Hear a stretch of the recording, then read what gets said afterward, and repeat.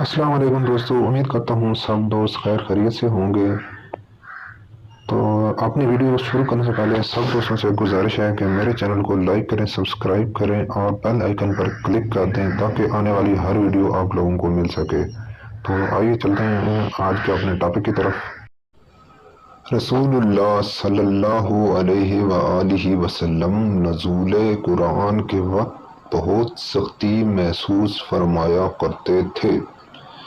اس کی علامتوں میں سے ایک یہ تھی کہ یاد کرنے کے لیے آپ اپنے ہونٹوں کو ہلاتے تھے۔ ابن عباس رضی اللہ تعالی عنہ نے کہا، میں اپنے ہونٹ ہلاتا ہوں جس طرح آپ ہلاتے تھے۔ سعید کہتے ہیں، میں بھی اپنے ہونٹ ہلاتا ہوں جس طرح ابن عباس کو میں نے ہلاتے دیکھا۔ پھر انہوں نے اپنے ہونٹ ہلائے۔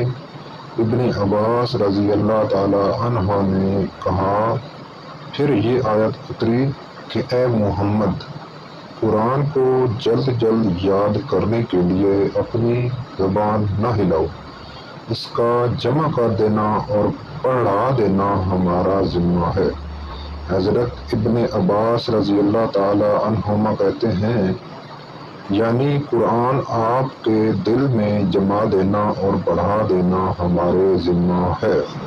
پھر جب ہم پڑھ چکیں تو اس پڑھے ہوئے کی اتباع کرو۔